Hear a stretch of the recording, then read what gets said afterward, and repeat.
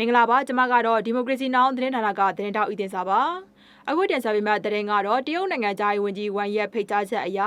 တရုတ်နိုင်ငံကိုမြန်မာနိုင်ငံသားရေးဝန်ကြီးတွားရောက်တဲ့သတင်းဖြစ်ပါတယ်မြန်မာနိုင်ငံသားရေးဝန်ကြီးဦးတင်မောင်ဆွေဟာတရုတ်နိုင်ငံသားရေးဝန်ကြီးဝမ်ရဲ့ဖိတ်ကြားချက်နဲ့ဇွန်လ4ရက်ကနေ6ရက်အထိတရုတ်နိုင်ငံကိုတွားကြောင်းတရုတ်နိုင်ငံသားရေးဝန်ကြီးဌာနပြောရေးဆိုခွင့်ရှိသူမော်နင်ကပြောပါတယ်တရုတ်ပြောရေးဆိုခွင့်ရှိသူကတရုတ်နဲ့မြန်မာဟာအိမ်နီးချင်းကောင်းနေဖြစ်တယ်လို့လည်းဆိုပါတယ်။ဒါအပြင်မြန်မာအစိုးရတဲ့တက်လာပြီးနောက်ပိုင်းပြီးခဲ့တဲ့ဧပြီလတုန်းကလည်းတရုတ်နိုင်ငံသားရေးဝန်ကြီးဝမ်ယာမြန်မာပြည်ကိုလာခဲ့ပါသေးတယ်။အဲ့ဒီတုန်းကနိုင်ငံချစ်ကြည်ရေးနဲ့နေပယ်ဆောင်မှာပူးပေါင်းဆောင်ရွက်ဖို့မြန်မာဘက်နဲ့တည်တည်ကြာဆွေးနွေးခဲ့ကြပြီးအပြူသဘောဆောင်တဲ့သဘောတူညီချက်တွေရခဲ့တယ်လို့လည်းဆိုပါတယ်။အခုမြန်မာနိုင်ငံသားရေးဝန်ကြီးဦးတင်မောင်ဆွေရဲ့ခီးစဉ်ဟာနိုင်ငံသားရေးဝန်ကြီးအဖြစ်တာဝန်ထမ်းဆောင်ပြီးနောက်ပိုင်းပထမဆုံးတရုတ်ခီးစဉ်ဖြစ်တယ်လို့အချိန်တို့တွင်နိုင်ငံသားရေးဝန်ကြီးတွေအပြန်အလှန်တော်လာကြတာဖြစ်တယ်လို့လည်းတရုတ်နိုင်ငံသားရေးဝန်ကြီးဌာနပြောရေးဆိုခွင့်ရှိသူမော်နင်ကပြောပါတယ်။ဒါတရုတ်မြန်မာနိုင်ငံလုံးရဲ့နိုင်ငံရေးစံနာကိုပြသနေတာလည်းဖြစ်ပါတယ်။အခုခီးစဉ်အတွင်းမှာလည်းမြန်မာဘက်နဲ့ကမ္ဘာလုံးဆိုင်ရာအဆိုပြုချက်၄ရက်မူပေါင်းအောက်က